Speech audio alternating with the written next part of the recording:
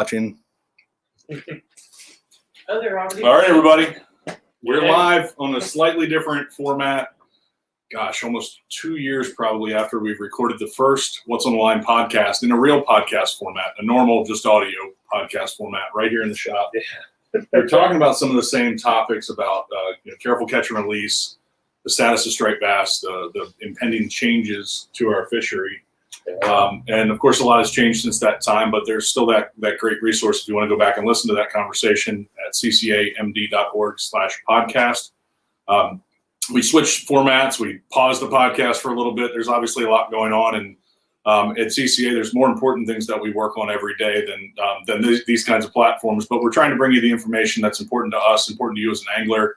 The whole concept behind the What's on the Line podcast is to talk about what is truly on the line from a conservation perspective, but also just have a great chat in a great place like this. Well, welcome, Dave. Shop. Welcome back to the shop. It's hard to keep me out of here. Yeah, that's right. I don't remember if it's the last time you were here, but you were here not too long ago when we did the fundraiser. Yep. Back, I guess that was quite a while ago. That was around Thanksgiving, yeah. Yeah, last Thanksgiving. Man, we had a blast that night with Charles Rodney here. Lagana was here. That was so much fun. We got some guests here tonight, too. Well, I'm going to call them out. Call them out. The shop is a place where it's like Cheers, kind of, right? Yeah. Where everybody knows your name. Always glad you came. Hey, they've opened us back up. COVID is, I guess it's still around, but, we'll be careful where we need to be, but we're enjoying the little bit of freedom that we have now. And Ed and Kelly Woods are here. Hey, we have an audience, folks. We have an audience, live TV. That's right. And I'll tell you about him. I also introduced Bill Montgomery, who you guys know Bill, the BKD man. And Bill is one of the sponsors of our Kent Narrows Light Tackle Tournament. It's coming up. We're going to talk about that. That's right. Bill even sponsored the pizza too. So apologize for my rude eating. Yeah, I read somewhere it's like the rudest thing you can do is eat on a podcast. Oh. I beg forgiveness. Shows you how much we care about that. And, So what did we just finish? Yeah, so we just finished up doing a couple of segments with Anglers Sports Center for their Anglers Whiskey Cellar. So Lindsay and Kristen have been coming over, and we've been shooting some series here from the shop, making some cocktails, doing some whiskey tasting, and I wish you could see my bar over here right now. Maybe we'll pan over there and show us. Well, and technologically wise, there's a laptop sitting on the stool in front of us, folks. So we're not high tech here. We've invested all our resources at CCA into what matters for the fish. And I'm squinting to see the comments. For the last couple months we've been doing this. I've been sitting at home at my desk, and our guests are connected in through a live stream. But I see Tom is saying, "Dave, get out of my seat." It's mine, Tom. It's mine. But you mentioned the Kent Narrows tournament, and Bill's a sponsor. Island Tackle Outfitters is back again for the third year in a row as a title sponsor. Thank you to Dave and the team there at Island Tackle. Yeah. We've got a ton of great folks celebrating this 18th year of this tournament, and we're still in a situation where it's going to be virtual. We didn't know that things were going to open up, the rules and regulations in various municipalities and stuff, and we want to err on the side of caution, recognizing that COVID is a very real threat, even when folks are getting vaccinated and such. And so it is still a virtual tournament. It's based on the iAngler tournament platform, just like the last many years. It is a catch photo release tournament, and that's required. We rely on you, the participants, to be responsible to the fish, to your fellow anglers. This is our tournaments are not about big money prizes. There is no cash on the line. That's a policy for CCA nationwide. We're focused on our mission, focused on camaraderie, focused on having fun on the water. That's right. It's about bragging rights more than anything else, and it's a great tournament. It's my favorite tournament, and for many, many years it has been the crown jewel of CCA tournaments here in Maryland. If you win the CCA Kent Narrows tournament, that's saying something. And it's not an easy thing to do. I've been fortunate to win it a few times, but the competition is incredible. And not me winning it. It's been my team that's won it every time. I've just been lucky to have some really good fishermen on the boat. And so, but the great thing about this tournament is you can come out and compete at any level. You can compete against some of the finest guides that are out there. You can compete against people who just go out once or twice a year. And, even we have some divisions that we'll talk about here in a few minutes where you can compete for even white perch or other species.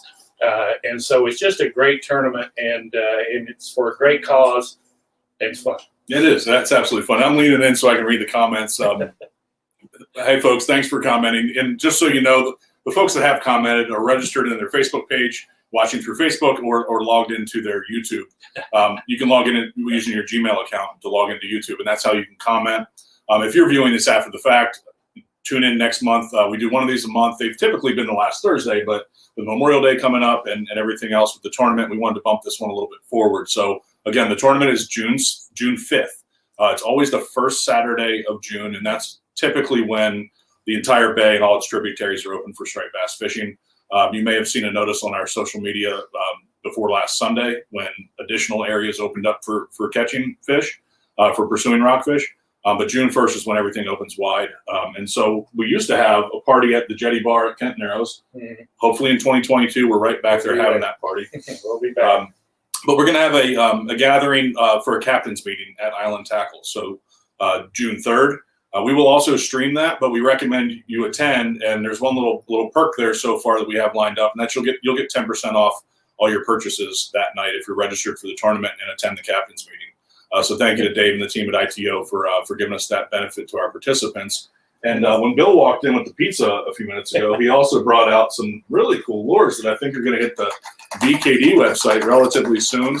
And one thing that stands out to me on this is not only this is a beautiful thing, a spook style lure. And you may not be able to see it, but there's a single hook there. So not a treble. There you go. This is the popper. That's the popper.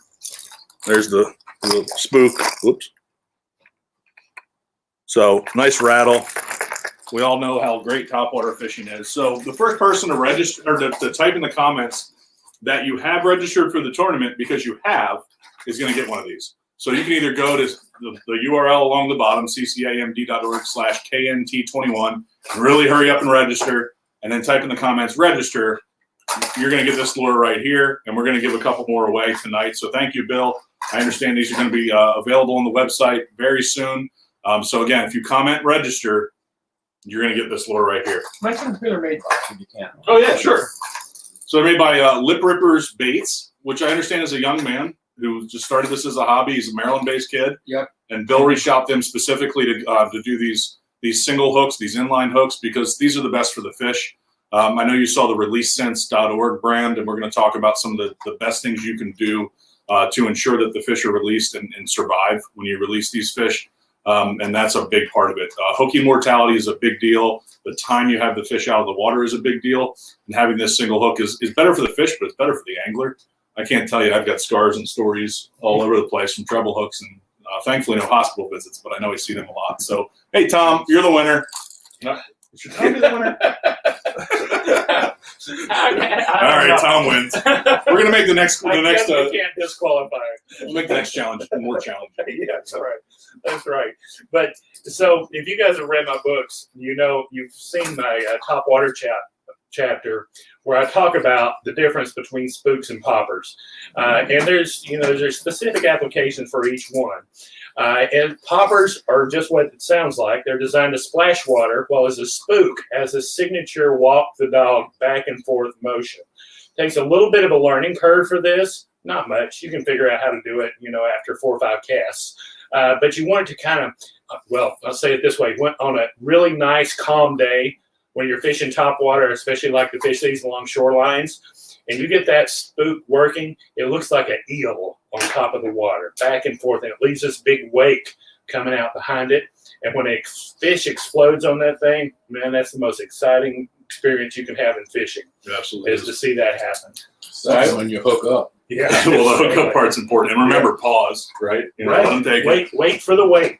Yeah, and it's the hardest thing to do is when you see that fish explode, set the hook. And you know what? I've been fishing for 55 years, or actually a little more than that now, and I still can't help but set that hook over my head when I see that fish blow up on it.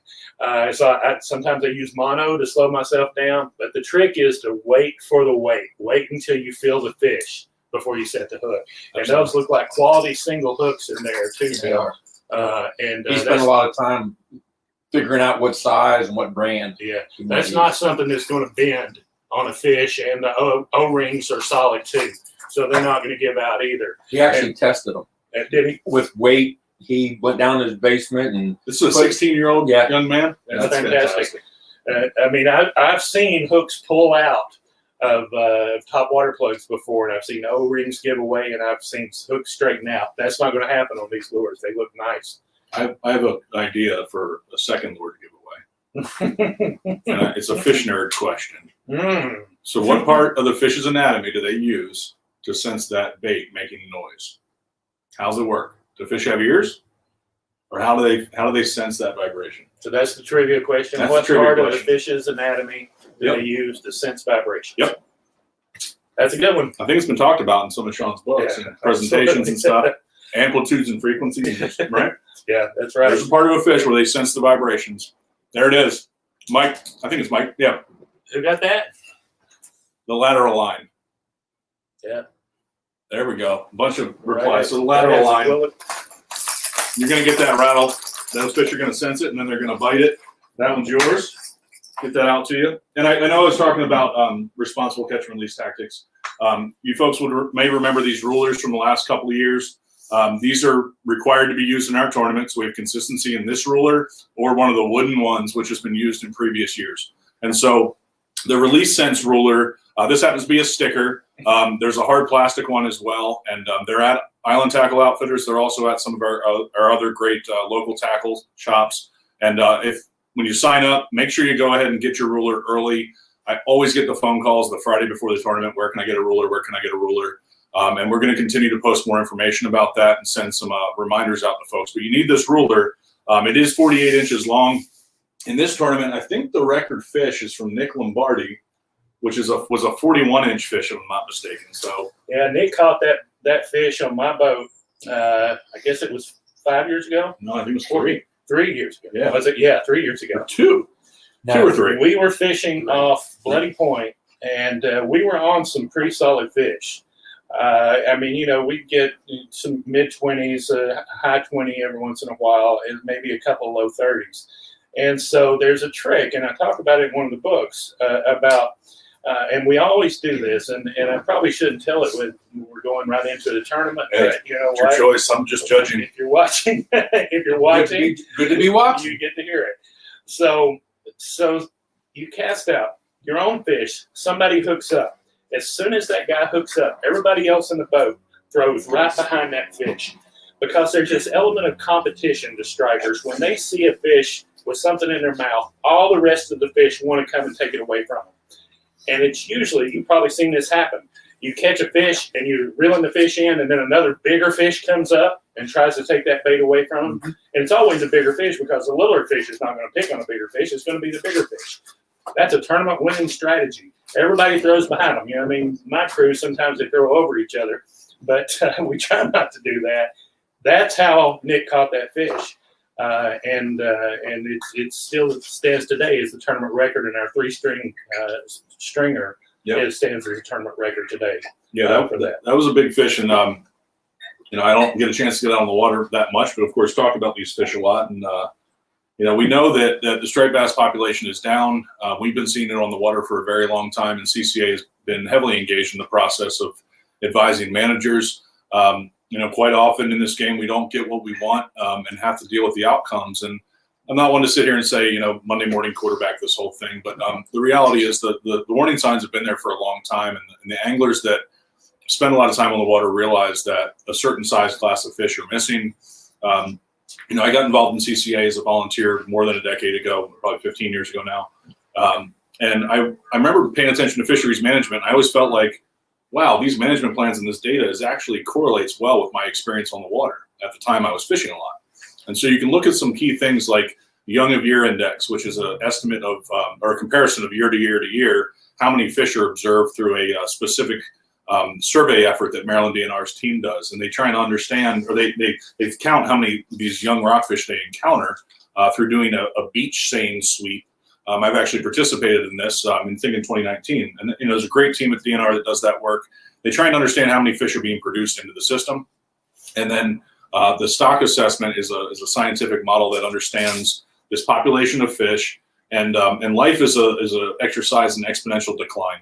The moment this year class of fish is born, they're dying, and they're dying throughout time. And so the biggest ones, the ones that make it, are the most important. We should be conserving them, taking care of those fish, using our proper release techniques, because there's only so many of them.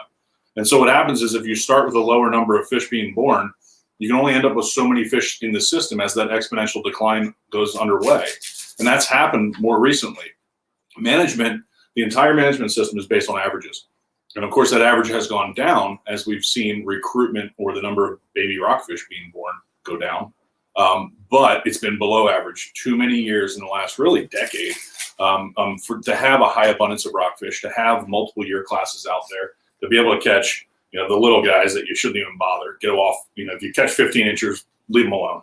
But as soon as you get into that keeper class, you'll notice there aren't that many mid-20s, upper 20s, That's right. 30s, 40s, et cetera. There's also a dynamic of temperature and time of year that's going to change every year. So without fish nerding it to death, what are you hearing out there on the water? What are people encountering? The trophy season this year wasn't bad compared to, let's say, last year, for example. I mean, people caught fish. What we always heard, and Chris Dollar had a great column today in the Annapolis Capital about this. But the people who fish trophy season caught fish, but they'll say they didn't catch the right fish. And by that, what they mean is that it was undersized fish. They didn't get to keep the fish to take it home. I don't know why it's such an important thing to people to keep those big fish, but it is. And it's always been a Maryland thing, and if that's what you do, it's completely legal to do that. It's against my personal ethics, but everybody has their own ethics. So I don't think it was a bad trophy season. On the other hand, it's pretty good right now. All the light tackle guides are hitting it really hard right now, and they're catching fish. They're not huge fish, mid-20s. Occasionally you'll see a 30-inch fish show up. So fishing's not too bad. And I haven't been doing much rock fishing because, I like pan fishing so much this time of year, but I'm taking some time off next week just to rock fish. And I can't wait to get out there and hit some of those spots and see what's going on. I like to concentrate on the unsuccessful spawners this time of year. Right. And by unsuccessful spawners, I mean the fish that are just getting to the age where they would spawn, but for some reason they don't. They're like teenagers hanging out at the prom. Guilty as charged. They know what they know what's supposed to happen. They just don't know quite how to do it. And so there are places where those fish show up. And if you know where those are, you can kind of figure it out. Usually around the mouths of the rivers is a good place to look. You concentrate on those unsuccessful spawners. If you kept one and clean it might have green eggs in it. But those are the bigger fish that we try to look for. That's where you get the tournament winners, the low 30s fish this time of year. That's what we're looking for. Yeah. Well, with the tournament, we've talked about the 3-fish stringer, and that's where, as an individual, you can go out there, fish by yourself, put up a stringer of 3 fish, and compete with a team of up to 4 people. So everybody registers for the tournament as an individual, but you may note what team you're on if you're on a team.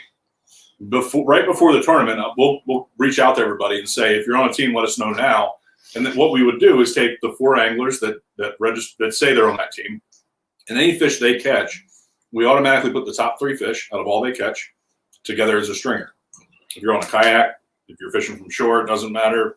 Wherever you're fishing, you can still put together a 3-fish stringer and compete against a team of up to 4. Right. So there's a little confusion on that sometimes. I want to make that clear. It's just about catching 3 fish that get the most inches possible. It's typically been done by a team. Yeah. I think it's rarely done by an individual angler. But yeah, we've all had that day where we're the guy that's catching. We're the hot stick. I think, Shawn, you put together a pretty good team for this year, right? I always bring in at least one ringer, And Okay. I have my regular fishing partners who are, in my opinion, some of the best fishermen on the bay, and that's Jamie Cloud and Rich Jenkins. So when we set that tournament record a couple of years ago, we had Nick Lombardi, and Nick has graciously agreed to fish with us again this year. I thought I saw Nick post on Facebook the other day. It was like a free agency. Yeah, he did. And you guess who the high bidder was? Was there a confidentiality clause in his contract? There's no money involved, but you can bet that I was on his PMs in a hurry. Hey, Nick, I got a ride. Smoking thumbs going off. On Yeah. the phone. But Dave, if I could backtrack just a little bit, Yeah. you were talking a little bit about what's going on with the strikers, you don't talk about it too much, but you're a member of the Atlantic States Marine Fisheries Commission and Strike Bass Board, Yep. and thank you for doing that. But I want to tell you, I want to use a basketball analogy here. Ed Woods is here. Ed Woods played for the University of Maryland. When was it? 83, 84? 84, 85. 84, 85. Went to the Sweet 16. How tall are you, Ed? 6. I used to be 6'9", but I'm 6'8" now.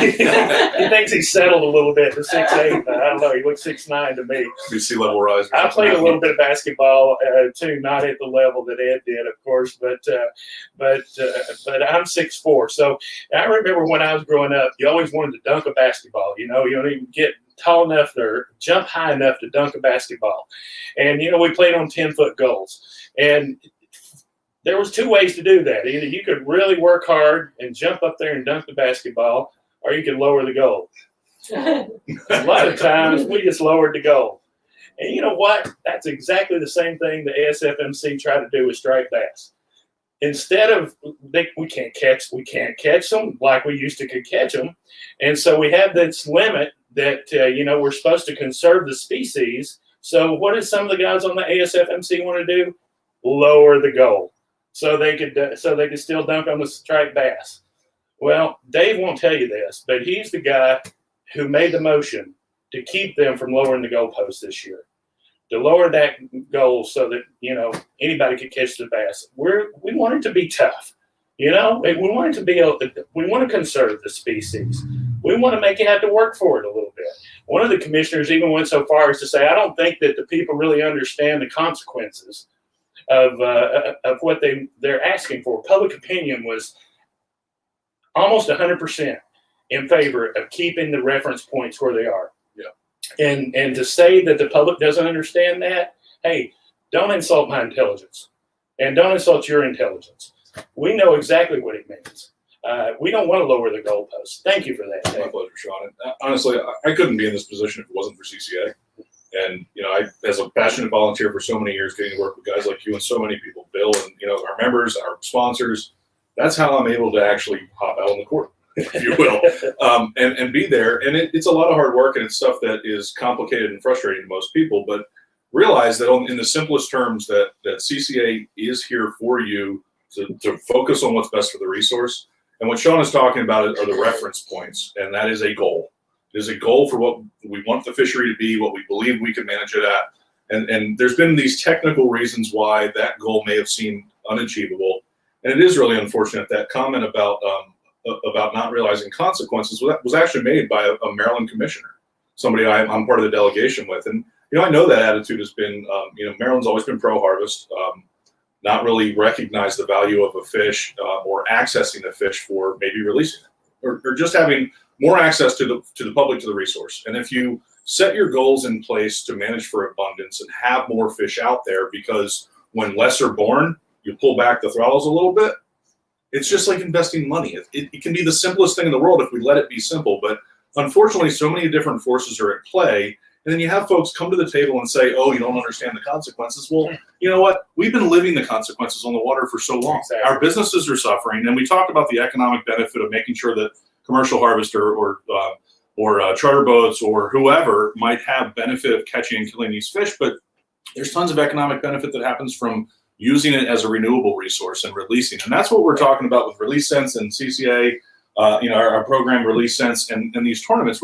It's not a matter of you're bad if you kill fish.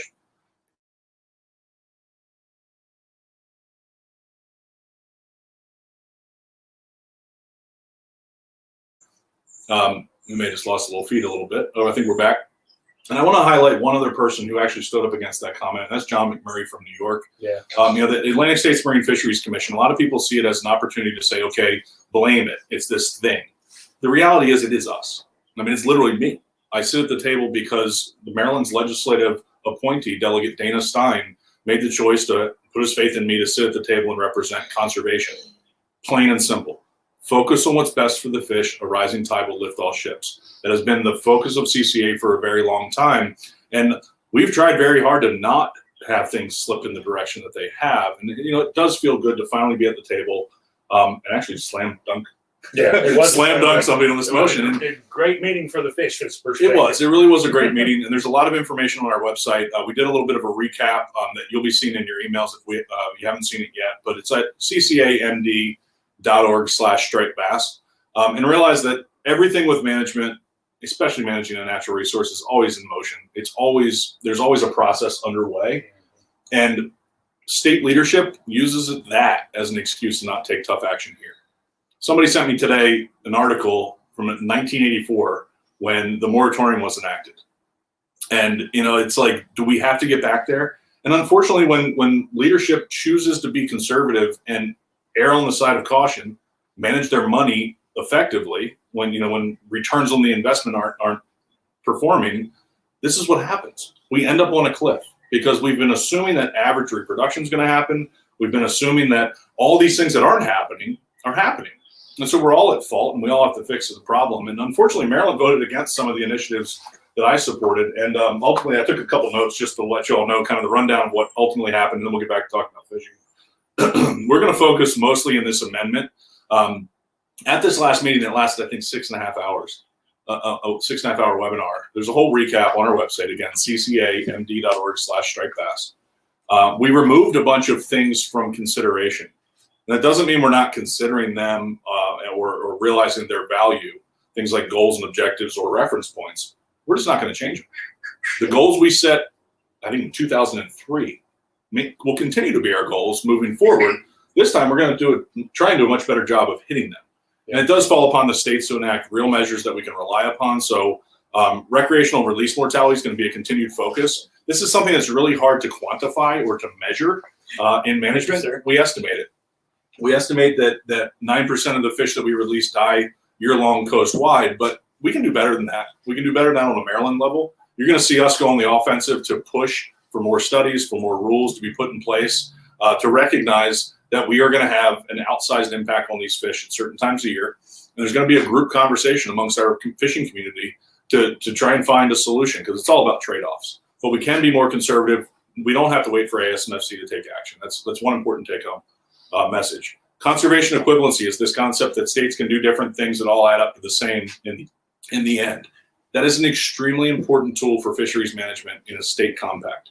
What's important to Maine anglers may be different to what's important to Virginia anglers. So I'm a big supporter of conservation equivalency, period. It's a great tool.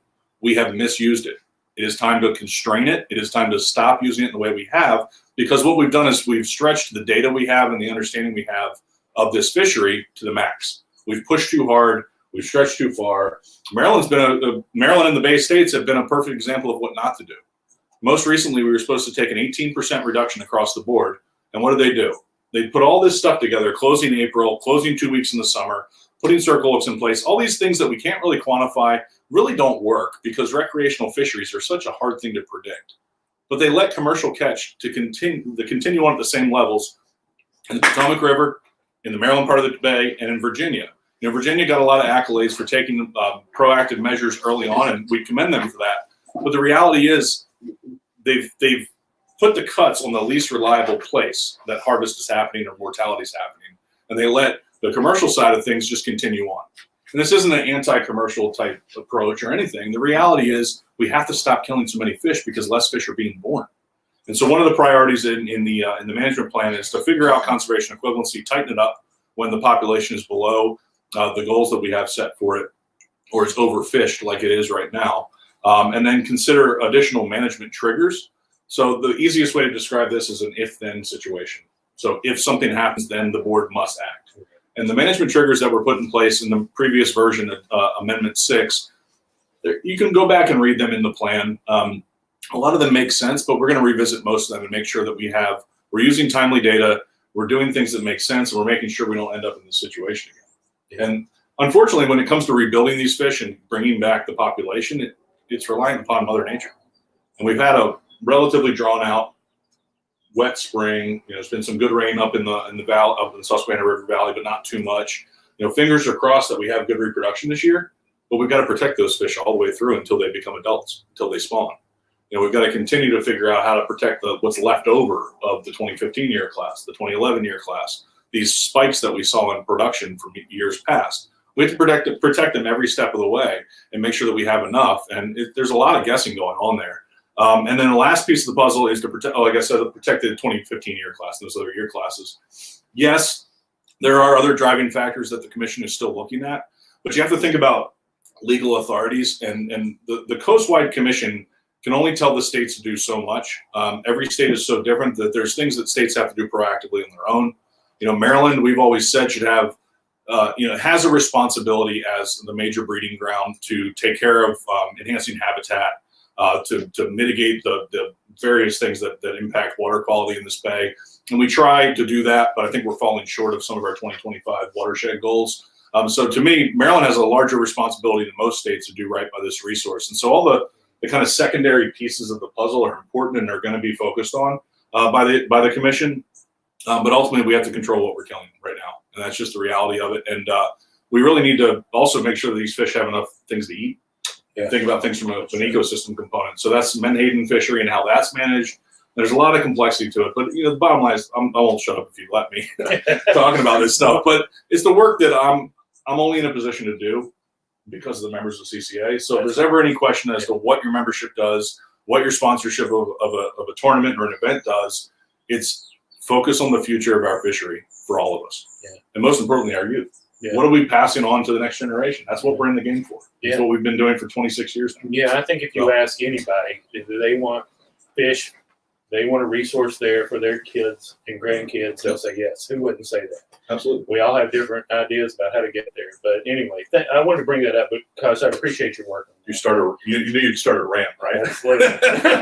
I was looking forward to it. We're even going to refill. And that brings up, you mentioned a couple of things, but this is a good opportunity to segue into our careful catch and release, Releasense.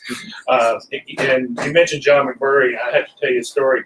My first experience, the first time I ever met John McMurray was in Providence, Rhode Island.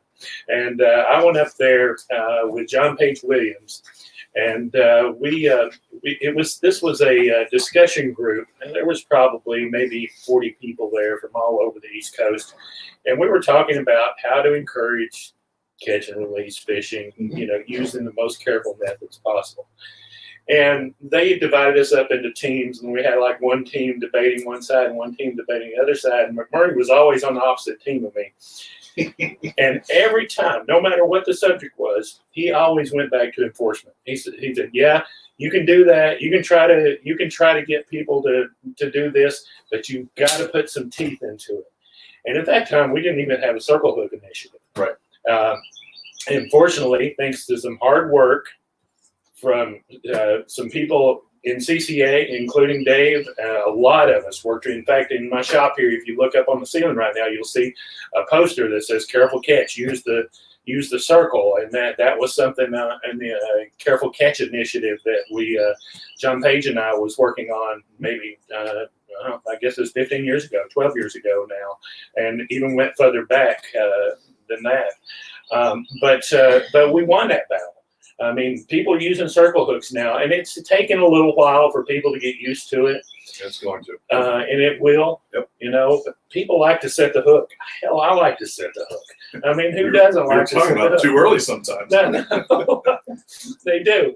And with circle hooks, you just start reeling. Yeah. I mean, I got my own technique of kind of doing this.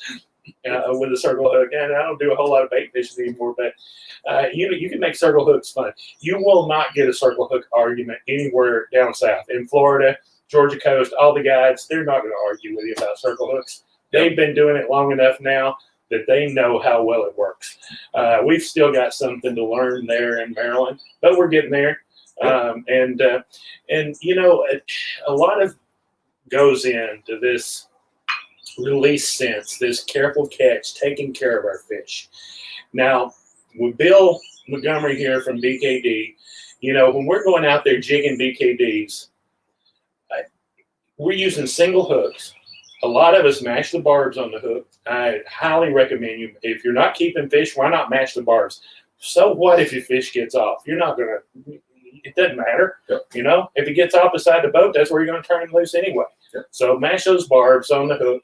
And a good way to do it is just take your pliers, mash the barb, run your finger over it. If you don't feel it, if it doesn't stick in your hand, it's not going to stick in the fish. Do that. That's a good way to do it. What we're doing with light tackle, like what we're doing in the tournament this coming up this next weekend, this is not the problem with catch and release, folks. A lot of the problem is with deep hooking fish, bait fishing, and then keeping doing it over and over and over again. And unfortunately, the patterns for fishing here on the Chesapeake have shaken out so that the fish concentrate into one major school. And I almost just mentioned a spot, but in the last 2 summers, it's been one particular spot in the Upper Bay. And you can go up there and you might see 60, 70 boats there. I think one day I counted 120 boats. And everybody's using bait. They're either live lining or they're chumming, and if they don't get a fish big enough, they just turn it loose. Well, if you're not using circle hooks, a lot of those fish are going to be gut hooked. Even some fish are going to be gut hooked with a circle hook. But that's kind of where our problem lies right there. Now, I'm not saying don't fish that way. We all have our own way of fishing. Go out there. If you want to go out and get your limit, take some fish home for your family, by all means. But once you do that, quit. Stop. Get your 2 fish or 1 fish. If you're on charter, you get 2. You're going to get 1. If you're not, get your fish and then stop. Go chase other species. We got blue catfish coming out the yin yang right now in the Chesapeake Bay, even in the Upper Bay. And blue catfish are delicious, especially the smaller ones. I wouldn't eat one over 5 pounds or so, but those 2 or 3. Hell, I put myself through college catching blue catfish in the Tennessee River system. I don't ever want to see one again, but they are delicious. There's no doubt. In fact, I just ate some when I was down in Tennessee this last weekend.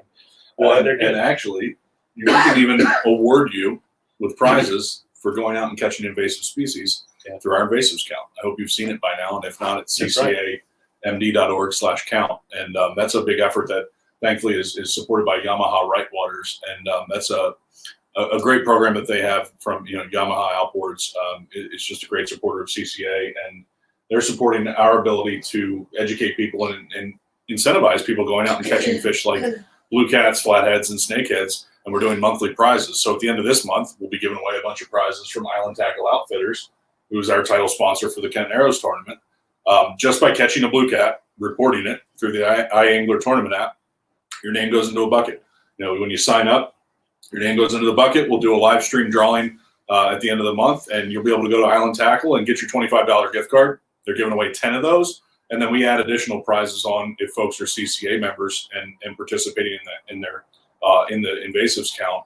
And the whole effort of the invasives count is really just trying to support the system of management, support Maryland DNR in their efforts to understand what's happening with these invasive species. And there's a lot of debate over what's invasive, what's not. And invasive is a specific term used for something that causes harm to the system. And there's a lot of debate around snakeheads, whether they're good or bad. And bottom line is all these fish are here to stay. There's no way we're getting rid of them in the Chesapeake system.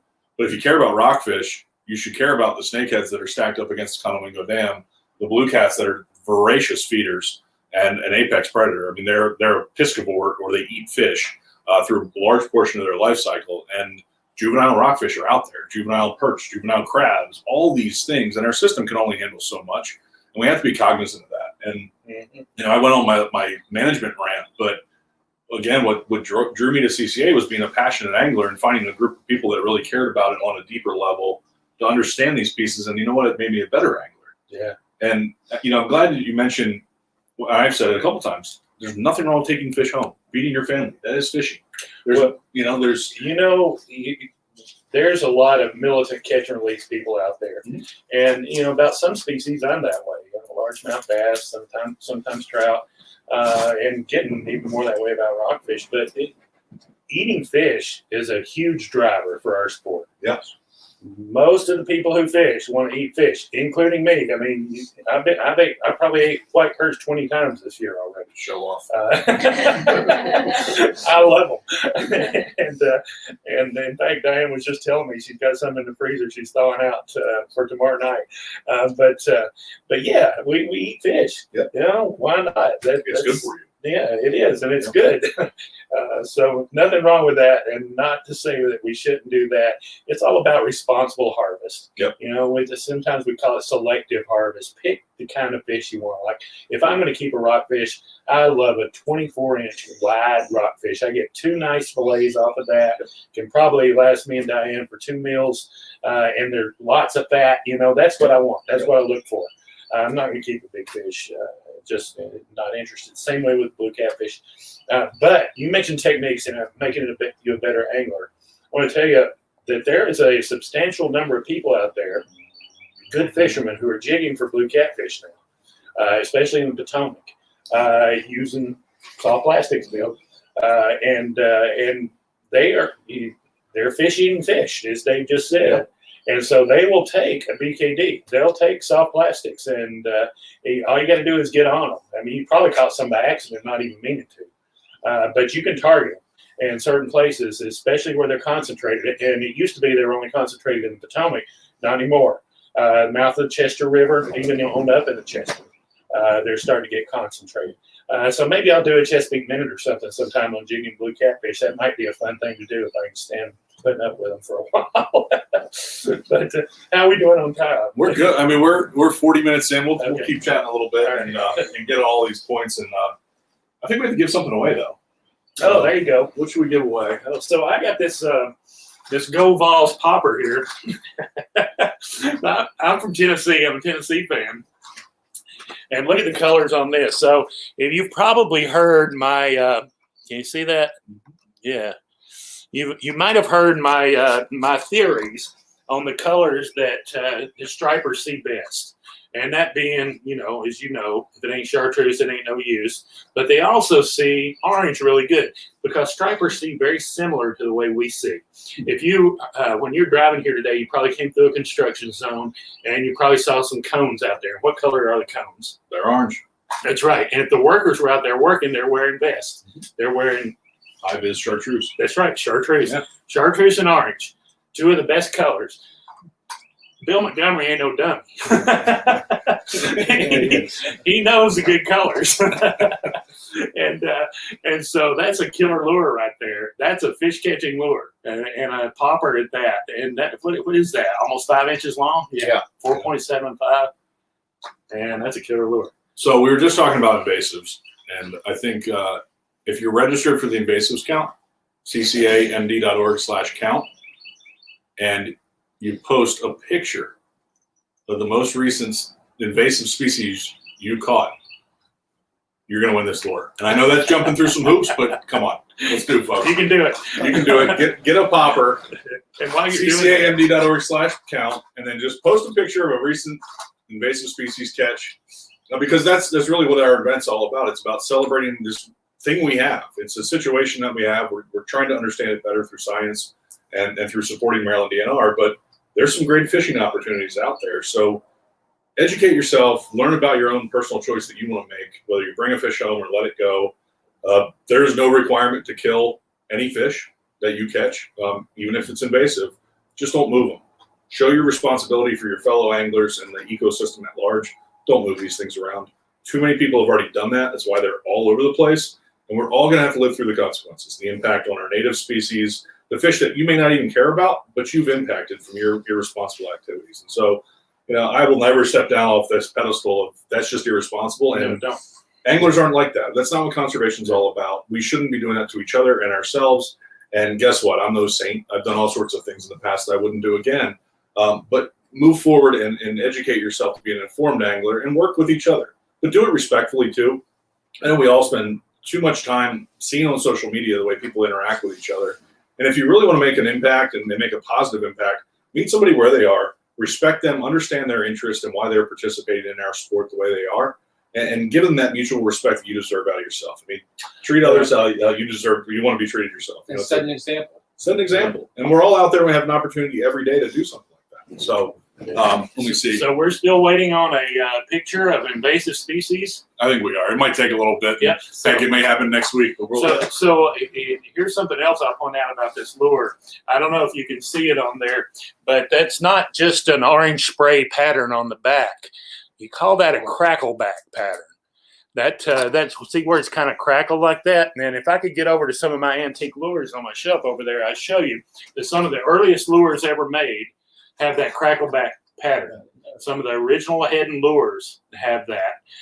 And if you talk to any lure collector, that's the ones they're looking for. And the reason for it is just because it looks natural. Right. You know, it just There's looks nothing like a perfect on a real fish. No, there's nothing perfect on the fish, and that's a beautiful lure right there. I might have to post a picture of snake it myself here. Well, and there's so many different opportunities for snakeheads. You're going to see a lot more on the invasives count coming soon. Again, if you register for the tournament during May, you don't even have to go fishing, but just register for the invasives count. Again, it's not a tournament; it's a citizen science effort. But register, you get entered in for the drawing for the Island Tackle Outfitters gift cards. And then for every fish you enter, you then get registered again. So you can go fishing and log 30 fish. That's 30 entries into the bucket. You get a max of 2 prizes per individual out of the 10.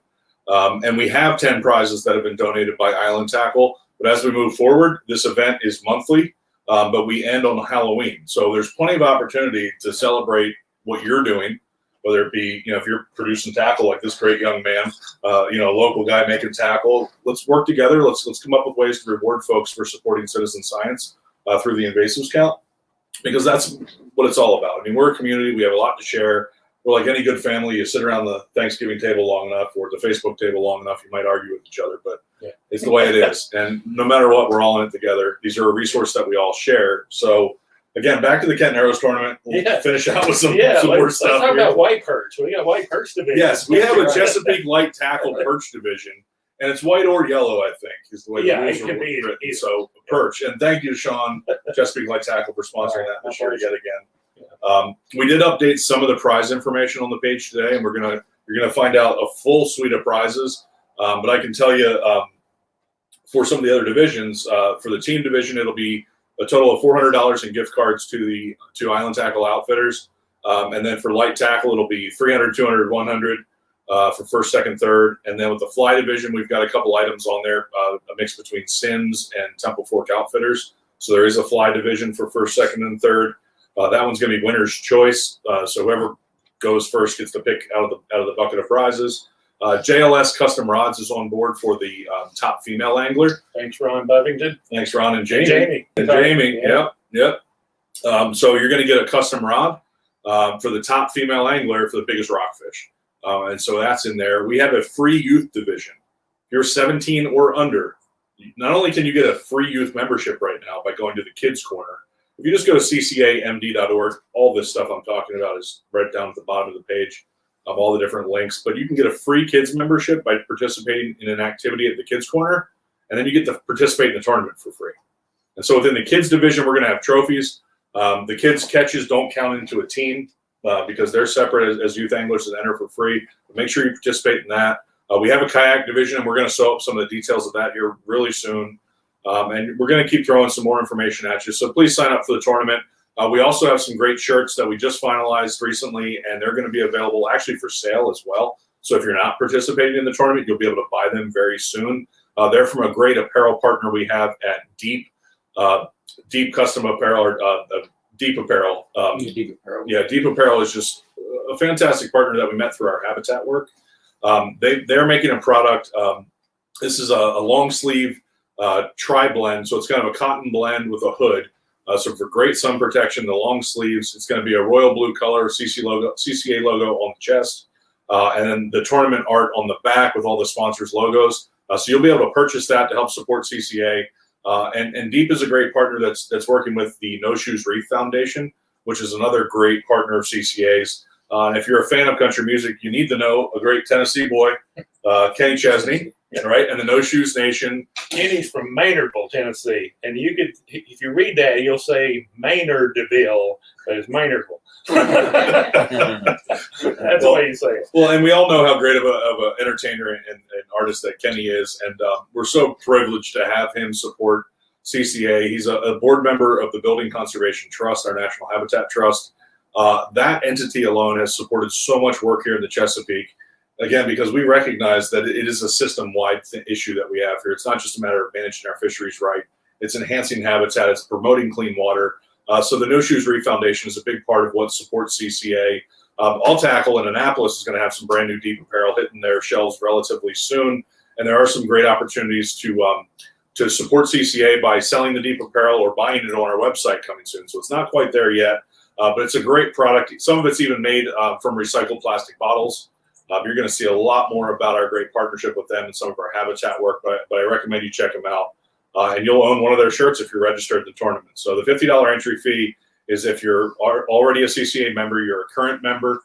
If you need to renew or join in for the first time, you use the $75 entry. That's actually a $10 discount on our normal membership. So come out June 5th, captain's meeting June 3rd at Island Tackle Outfitters, right on Kent Island next to the Safeway. Yep, I'll see you there. I'm looking forward to that. And some perch division as well. And I know the last 2 years, I think we had an invasive species division. And hang tight, we're working on something along those lines. We just talked so much about all the great opportunities for catching them that are out there. So the virtual format, again, gives you a lot of flexibility to fish throughout the day and throughout the Maryland portion of the watershed. All the rules are on the website, and stand by for a lot of more information. So, Shawn, thanks for having me in the shop again. Well, cheers, all man. of us being Thank here you for tonight. coming. Thank you for coming over. Ed and Kelly, thanks for stopping by. Bill, really appreciate your sponsorship of the tournament. Yes, thank you, Bill. Thank you to everybody. And hey, folks, if you like whiskeys, stop and anyway. Hey, man, everything's opened up.